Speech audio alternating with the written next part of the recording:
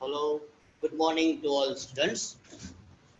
आज हम पीएचपी में वेरिएबल के बारे में प्रोग्रामिंग करेंगे। तो फर्स्ट ऑफ ऑल आपको ड्रीम वीवर ओपन करके यहाँ पर जो लिखा है पीएचपी वहाँ पर क्लिक करना है।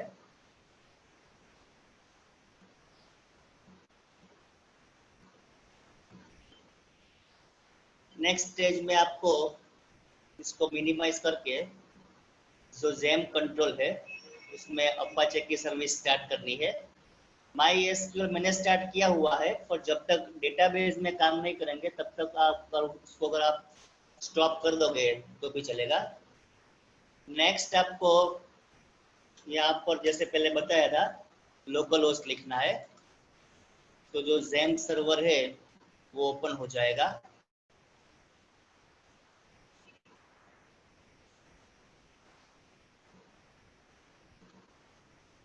जैसे कि हमने फर्स्ट वीडियो में बताया था आपको, जेम प्रोग्रामिंग जो है उसमें प्रोग्राम हम सी ड्राइव में जेम में htdocs में सेव करेंगे।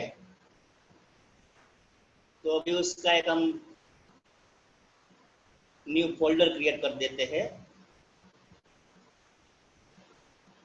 कोई भी नाम दे सकते हो आप, सपोज मैं दे रहा हूँ प्रेक। ओके, तो जो भी सारे प्रोग्राम हमारे होंगे वो हम प्रेक नाम के फोल्डर में सेव करेंगे। अब यहाँ हमने ड्रीम वीवर ओपन कर रखा है। तो first of all, what is variable? A variable is used to store a data value। कोई भी डेटा वैल्यू अगर हमें स्टोर करनी है तो उसके लिए वेरिएबल का हम यूज करते हैं। तो फर्स्ट प्रोग्राम में हम देखेंगे कि पीएचपी में प्रिंट कैसे करते हैं। आप सबको पता है, अगर सी लैंग्वेज में आप काम कर रहे हो तो आप प्रिंट एफ का यूज करते हो। ओके, सी प्लस प्लस में सी आउट का यूज करते हो, सी इन का यूज करते हो, जावा में system dot out dot print L का यूज करते हैं हम लोग। तो उसी तरह से पीएचपी में हम प्रिंट करने के लिए इको या प्रिंट दोनों में से कोई एक कमांड का यूज कर सकते हैं। तो this is the starting tag of PHP and this is the ending tag of PHP. PHP के स्टार्ट में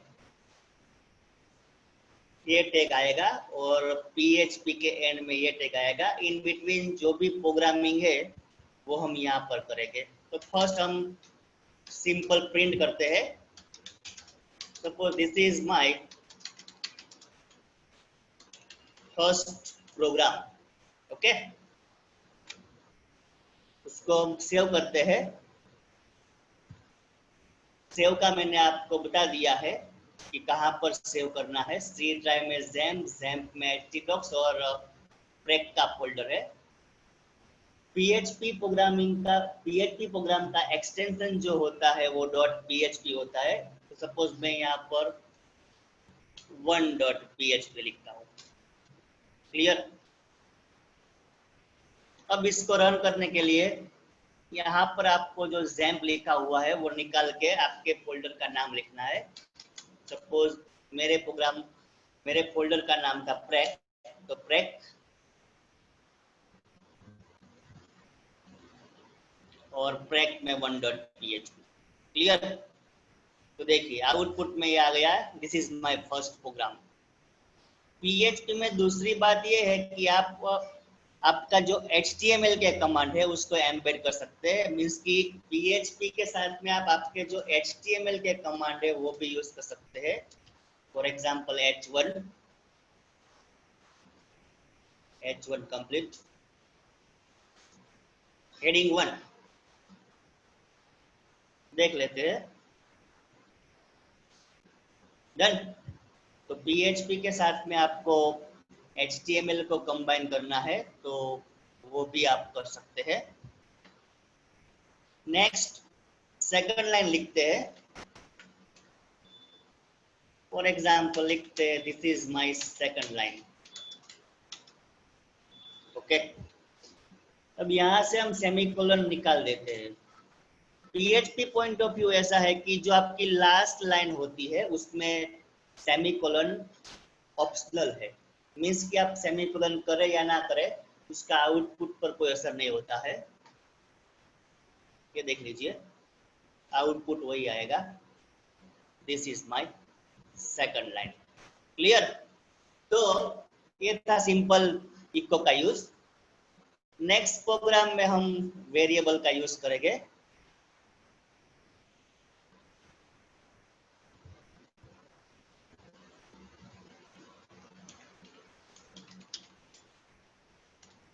दूसरी बात यह है कि PHP टाइप कास्टिंग ऑटोमेटिकली करता है। सपोज अगर सी लैंग्वेज करते हैं तो मैसेज देते हैं integer a, b, c। Okay, float value होती है तो हम देते हैं फ्लोट a, b, c। पर PHP में ऐसा नहीं है। फर्स्ट चीज आपको ये माइंड में रखनी है कि PHP में वेरिएबल डिफाइन करने के लिए डॉलर साइन का यूज होता है। For example $a is equal to 10, okay, $b is equal to suppose 5। Clear? देखो ये इंटीजर वैल्यू है पर हमने यहाँ पर लिखा नहीं है इंटीजर, क्योंकि PHP टाइप कास्टिंग ऑटोमेटिक कर देता है, उसके लिए आपको टाइप को डिफाइन करने की जरूरत नहीं होती है। Next, $sum is equal to $a plus $b। अब इको $sum, ओके, सेव कर देते हैं 2.php के नाम से। तो ए की वैल्यू है 10, बी की है 5, तो आंसर में आउटपुट 15 आ जाएगा। यहाँ पर सिंपल लिख दीजिए आप 2.php, ये आपका आ गया 15। अगर आपको इसका आंसर स्ट्रिंग में लाना है तो इसको डबल कोट में ले लीजिए, the sum of above is $sum, double quote complete कर दीजिए।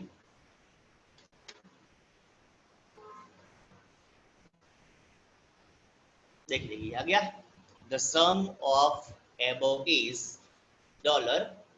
$15। तो इस तरीके से हम PHP में कोई भी दो वैल्यू का सम कर सकते हैं।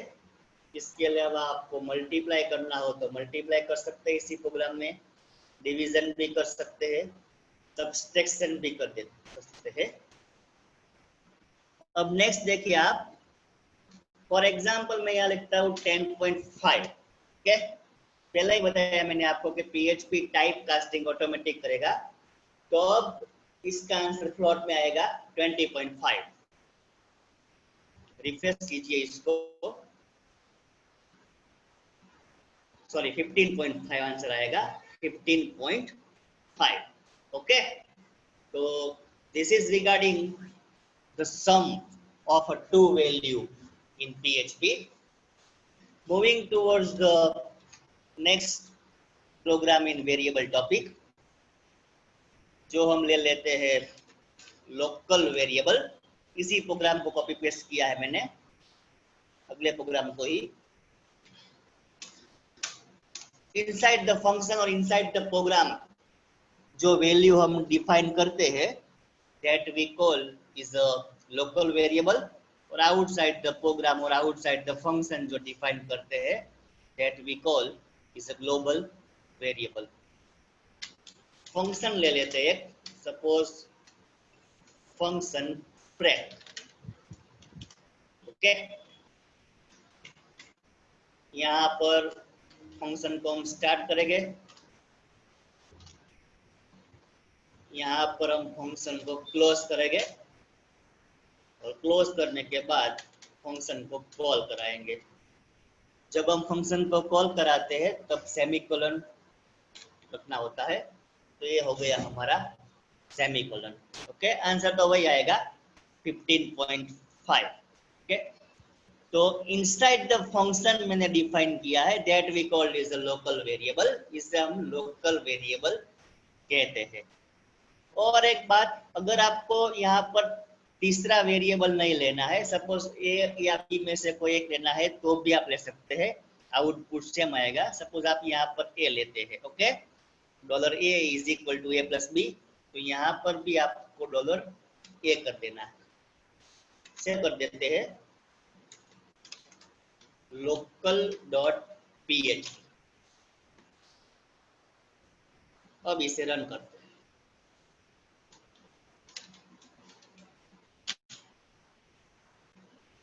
डन।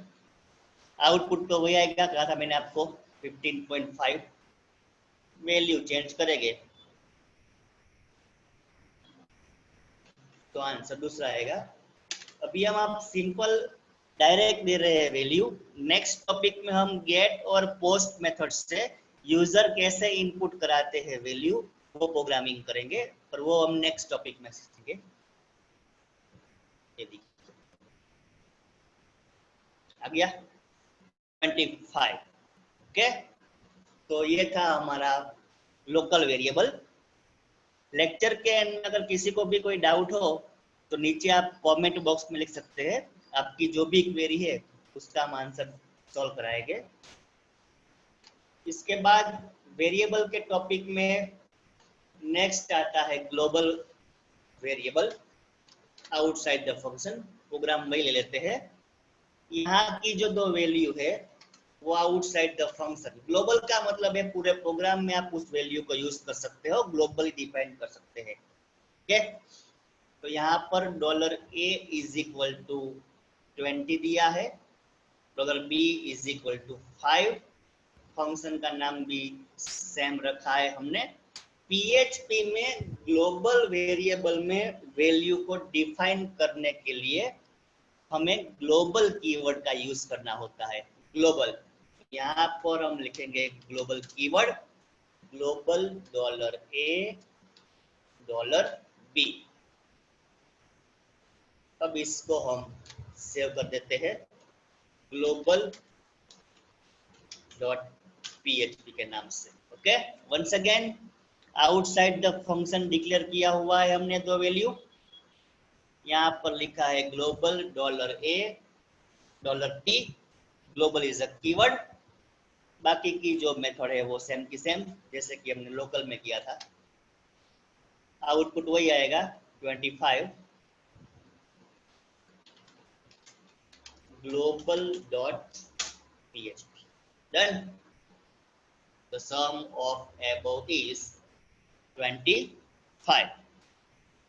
वेरिएबल में ही लास्ट में हम ले लेते हैं स्टैटिक कीवर्ड। इसी प्रोग्राम को कॉपी करके नेक्स्ट में ले लेते हैं। ओके, तो सब निकाल देते हैं यहां से। Dollar A is equal to 5। पहले हम विदाउट स्टैटिक यूज करते हैं प्रोग्राम में और देखते हैं आउटपुट क्या आता है। Dollar A plus plus, okay, and the value of above is dollar A. Function को एक बार कॉल कराओ, 2 बार, 3 बार, 4 बार, 5 बार और 6 बार कॉल कराएंगे। न्यू लाइन में आंसर लाने के लिए लास्ट में हम डाल देते हैं br, static dot php। Okay, अब इसका आउटपुट हम चेक कर लेते हैं। इसमें हमने स्टैटिक कीवर्ड का यूज नहीं किया है, तो सब में जो आउटपुट जो आएगा वो 6 ही आएगा। ओके, क्योंकि नॉर्मल वेरिएबल हमने 5 लिया है और उसके बाद उसको प्लस प्लस किया है, मींस 5 प्लस 1 6। तो इसका मतलब क्या होता है कि normal variable will not hold the value of its variable but static. अब यहाँ पर देते हैं हम स्टैटिक कीवर्ड। तो static will hold the value of its variable. Static keyword जो होता है वो देने से वेरिएबल अपनी वैल्यू को होल्ड करता है। मीन्स यहाँ पर 6 आएगा, 7, 8, 9, 10, 11, जितनी भी बार हम फंक्शन को कॉल कराएंगे उतनी बार स्टैटिक कीवर्ड में जो दी गई वैल्यू है वो इंक्रीमेंट होती है। कुछ इस प्रकार से देख लीजिए। आ गया 6, 7, 8, 9, 10 और 11। Okay, so static keyword will hold the value of its variable.